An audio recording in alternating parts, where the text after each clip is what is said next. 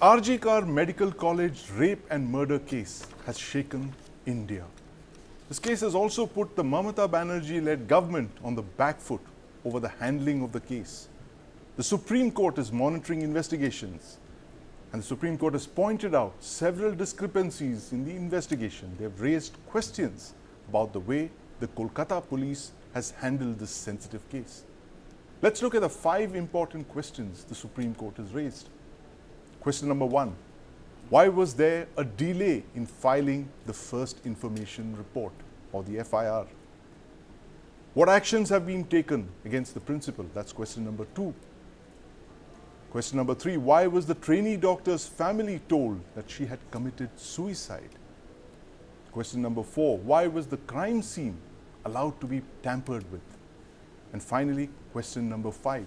How did the state government allow a mob to run riot?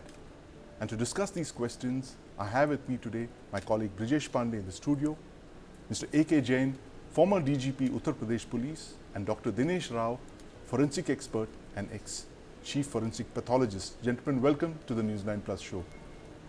Brijesh, when is the last time you saw a Supreme Court literally monitor investigations on a daily basis like this? Well, I mean, the case was extremely shocking one, and Yes. I honestly don't recall when was the last one Supreme Court took so moto cognizance of something that has happened. Right. And the way police was conducting the investigation, it was very clear right from the second this barbaric Yes. incident came to light that all is not well. And the way the principal of the hospital conducted himself, the medical college, and the way the police conducted Right. themselves, and the way the FIR was written at a later point of time, the way the family members were misled, Yes. saying that your daughter has committed suicide. Only when they saw the body, they saw laceration, marks of injury and Right. all, and then say that this is not a suicide but murder. And the fact of the matter is, our channel reporter went and spoke to the manager of the crematorium where the dead body was burned. He said that pressure was put on him to make sure that this body was burned first before other bodies would come Absolutely. before there. There's a queue when you go to the crematorium. So Right. all these questions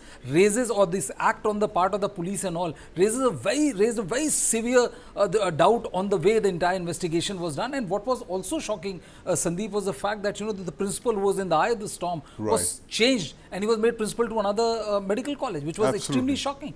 Shocking indeed, as this case has been. It's the Nirbhaya case of 2024, that horrible, shocking case that happened, that shook all of India 12 years ago.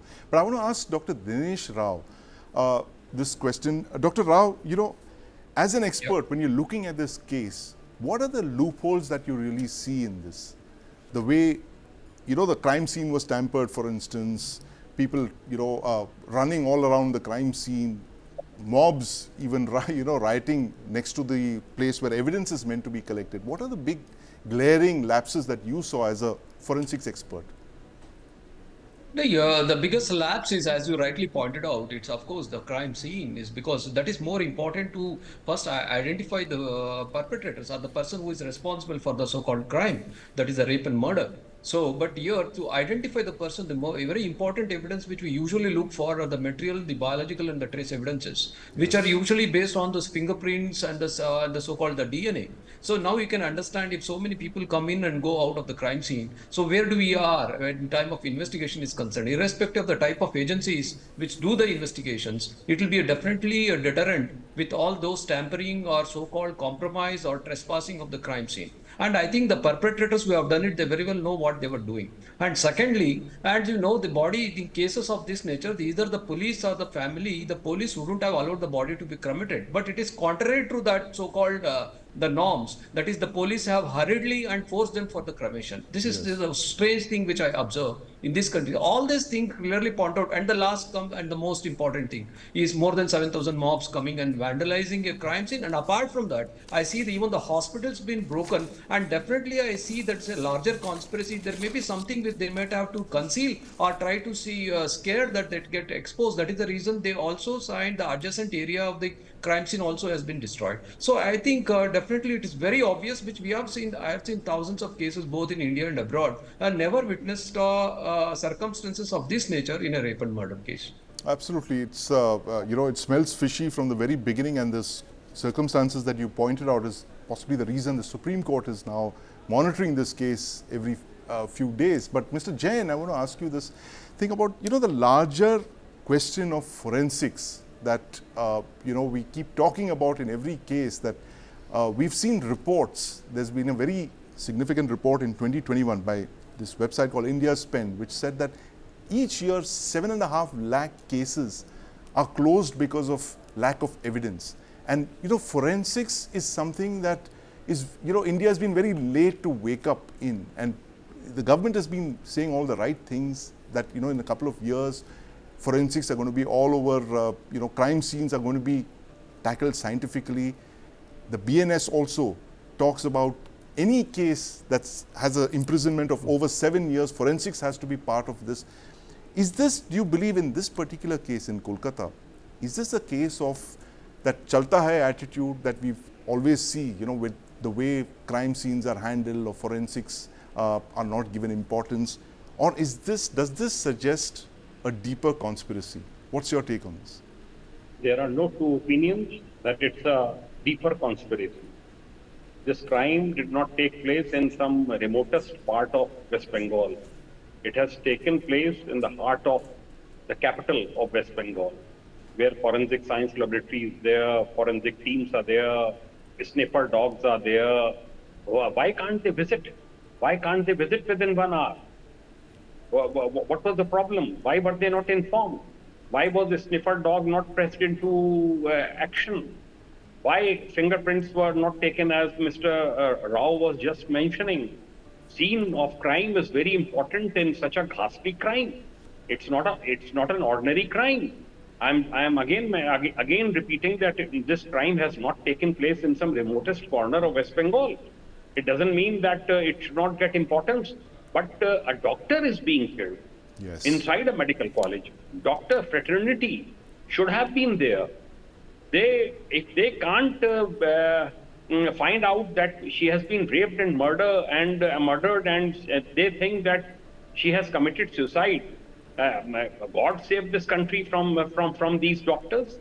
What kind of they conduct postmortems, they conduct operations, they conduct preliminary examination of so many patients, and on the basis of that, treatment is given.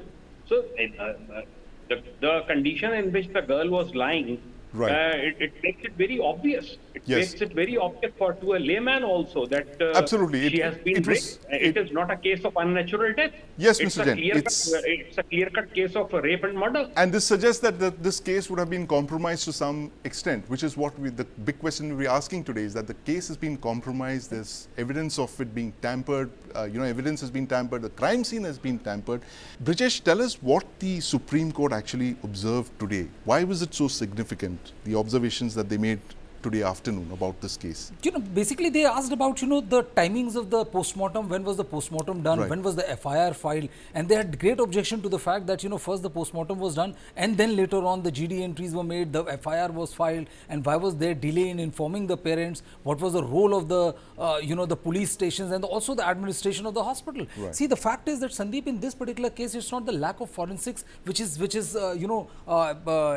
hindering the investigation. What is happening in this particular case is, it is lack of will, it is lack of intent, and the intent which is coming out is definitely not in consonant with the way investigation is being done. That's a very important point you mentioned. Mr. Jain has very rightly mentioned that these are doctors, these are not like people like these you are not lay persons. Laypersons. And this was not certainly an incident in a village in India. Exactly. So they know what happened, and the fact of the matter is that the bigger question is, why were the parents lied? If they have been straightforward about it, that this incident has taken place, they should have informed the parents then, and the FIR was registered and a proper inquest which have been carried out. I think there would have been no problem. Crime-free society is utopia.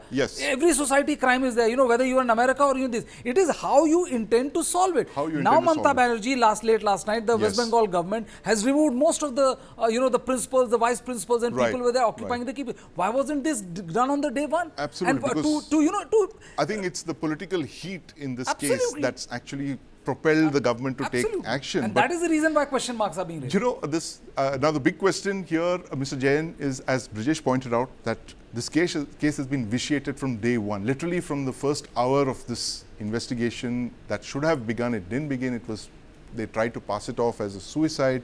All manner of deviations have been followed. But as a professional, as a police officer, do you believe that the evidence that exists now, whatever has been collected by the CBI, is it enough for the CBI to nail the accused?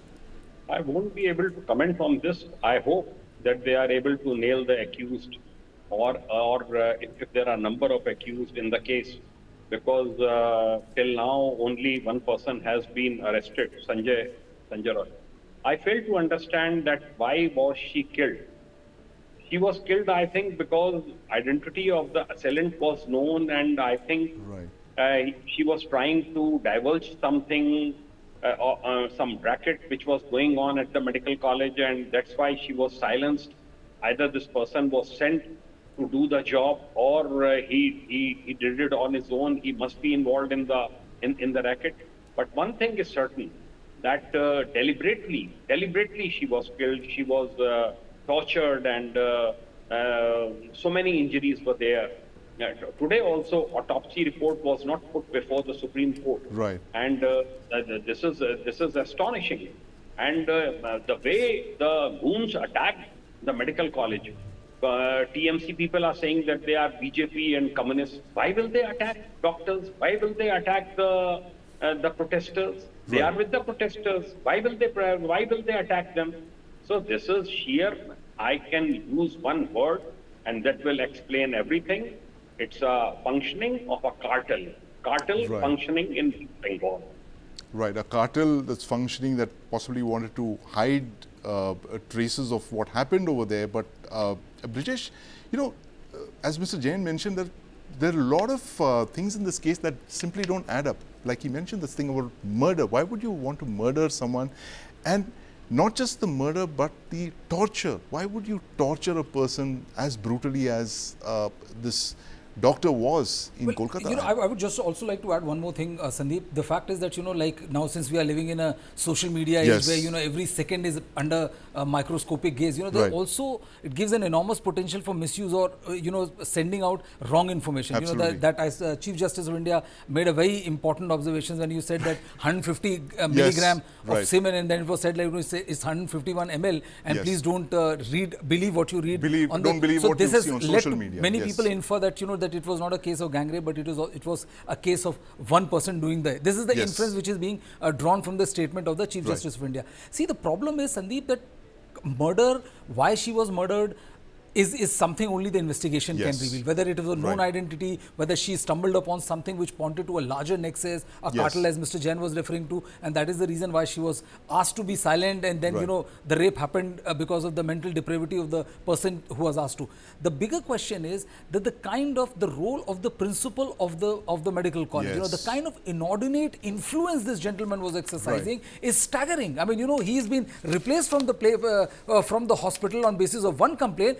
Within 15 days, he's back there as a principal. Then again, that happens. Again, 15, 20 days, or say 1 month, he's rehabilitated. So from what is he drawing this kind of inordinate influence is mind-boggling. Absolutely. And I think this is the reason why, his role has come under such microscopic gaze. Exactly, and which is why Mr. Jain mentions that there's a cartel at work, because that's how cartels work. Cartels protect people who are involved, who are key to their plans. But Mr. Jain, this extreme violence in this case, all of these unanswered questions that we are talking about, do you think any good is going to come out of this, or is this going to be yet another case that's going to be brushed under the carpet? It will be lost in this political tutu-meme that's going on in the country right now.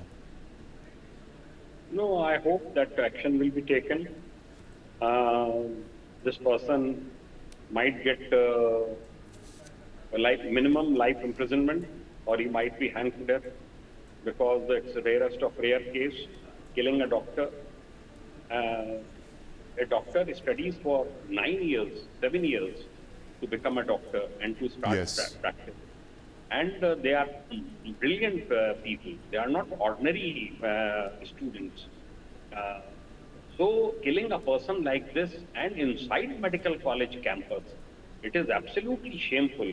The way principals yesterday, when the meeting was held of the principals of medical colleges, and the way they expressed themselves that they don't feel safe. One lady principal said, that one junior doctor is threatening me and my family, and there is so much of pressure from very important people, influential lobby, to act as per their instructions.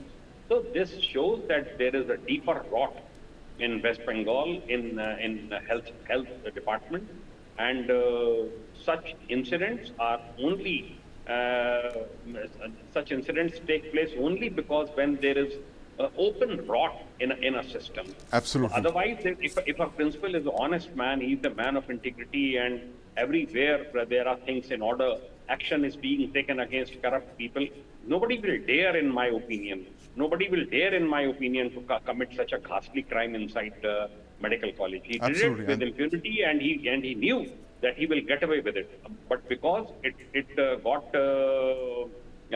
so much of media focus, and doctors are so very agitated over it throughout Yes. the country, that now action is being taken. But in my opinion, rot is very deep, and drastic, Yes. draconian measures are required to set it right.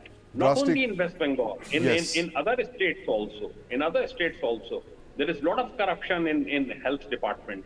There is absolutely no problem in creating a separate toilet or providing security guards for the security Yeah, for your, lady doctors, or absolutely, or a for the dormitory doctors who- dedicated to them. Yes. Yes. Noted, So, Mr. Jain. Yeah, you've it- raised very valid yes. points. I'm going to ask Dr. Rao this. Dr. Rao, Brijesh raised a very important point where he said that it doesn't matter what forensics you have at your disposal, what kind of laboratories you have, experts you have, if the will is missing, if there is no will to investigate a crime, for instance, no amount of forensics can help you. Do you agree with that in this case? No, of course, the will is also very important, and the intention of the officers who are investigating is of prime importance. It's definitely, we agree with that. But very important is the forensic evidence is what we call it as a reliable forensic evidences. Yes. So reliable forensic evidences are the very important things, and in these circumstances, in the present case, that has been a more challenge, as we all know, that how the scene was tampered, and how the type of investigation, the way it was conducted, and the way it was really committed. See, the most important challenge, as I rightly pointed out earlier, that is the body itself is not there. Now we are the investigators, whoever has come has to rely on the videographs and the photographs. And secondly, the biological evidence, especially the fingerprints and the so-called DNA evidences or the body fluids, that has we the investigator, the CBI has to rely on those collected from the set of doctors, which are the appointment of the panel itself is biased. And it is from those vested interests. So, in given the circumstances, the way the outcome of the investigation is definitely may not be encouraging. So that is what I analyze in this particular case. Right, here. but Doctor, a quick follow-on question, Dr. Rao. Given the available evidence, whatever the police have collected, what the CBI has managed to collect, as a forensics expert, do you believe that it is enough to nail the guilty in this particular case? Definitely. See, one thing, we don't know what is the type of evidence and what is the method adopted in collecting the evidences, preservation, documentation, packaging, and transportation and examination of the evidence. See, these are all this we call it as a chain of custody, that Yes. as how far they were able to maintain in the first instance, because the first persons who went to the scene is the local police. So if they had some, as you pointed out rightly, that the intentions are important. If they had a professional interest, definitely it will be a valuable piece of evidence. If it is unprofessional, it is a common, obvious thing with the given circumstances. Definitely the CBI, it will be difficult for them to go further with the investigations and come to a logical conclusion. It will be very difficult, and that is to nail the accused. See, even though the person has confessed, if it is not been with the material evidence to substantiate his confession, definitely you will also be let out. You'll be also let down, as we are in this case. It looks like increasingly, Brijesh. But what is the long-term impact going to be of this case, Brijesh? Do you see some good coming out of this? This is something that we've always been asking. As horrible as this case was, after Nirbhaya as well, a whole lot of laws were modified. Exemplary punishment was handed out in the case of Nirbhaya. But 12 years later, we are asking the same questions that we were asking 12 years back. See, Sandeep, I am of the firm opinion that 12 years down the line also we'll be asking the same set of questions. You can set up NTF, you can set up 50 other Yes. things, But the problem is that if you are not addressing the root cause, which is for forensics you mentioned, Yes. because until unless you have material evidence, today the guy says I committed the crime. 6 months down the line when the issue goes to court, he'll does be a set off U-turn. free. Yes. He says I didn't made, I made Right. it under duress by the police. That. B, the investigate role of police. The role of police is extremely important. 90% of the time, if something bad has happened to you, your family member, or anybody at large, Yes. but if there is a very professional way of handling things, it assuages your feeling, say that no, the police is working in the right direction. Absolutely. The police is almost always working under the pressure of the ruling dispensation, whether it is Yes. West Bengal, whether it is Maharashtra, whether it is Uttar Pradesh, or whichever state you want to. Right. No state would want to implement the police reforms which has been passed by the Supreme Court. By, And Mr. Jain's, until unless Sandeep, colleague Prakash Singh, yes.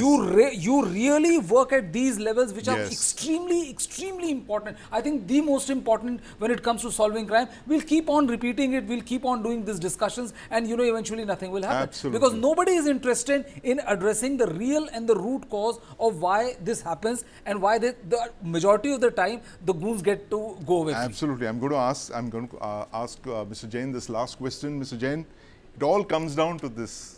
Police reforms. You think a modern, professional, reformed police force of the kind that Brijesh is suggesting is actually the root of a lot of problems that we are facing in society today, especially cases like this?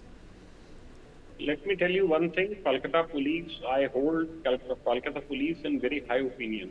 Yes. The idea of Kolkata police has been famous for its investigations throughout the country. We should not forget that Kolkata used to be the capital of the country. Of the British Empire as well, yes. But because of, I think, all these mistakes, they have been committed because of terrible political pressure on police. Yes. Otherwise, police will never commit such mistakes. Immediately, a case of rape and murder should have been registered. Parents should have been assured that all possible action will be taken. Principal of the medical college should have been there. They should have, all the faculty should have shown empathy. Yes. The only way, I have been repeating it for several years, even when I was in service, I used to say that Prakash Singh case judgment, Absolutely. 5-judge judgment of Supreme Court should be enforced. 100% it should be enforced, and you will see radical change in the functioning of police throughout the country. But none of the political parties, I will say none of the political parties, Yes. whether it's TMC or it is BJP or it is SP, nobody wants to dilute the hold over police. And that's the main problem. Right, absolutely. And Mr. Jain, I must remember what Prakash Singh once told me about this. And he said that, the police forces in various states function like state forces of erstwhile princely India, where there were, little feudal armies under every ruler, and that's how the police are functioning in the absence of reforms. But thank you very much for, illuminating that burning topic of police reforms that we keep coming back to, Brijesh, after every crime, every sensational incident like this.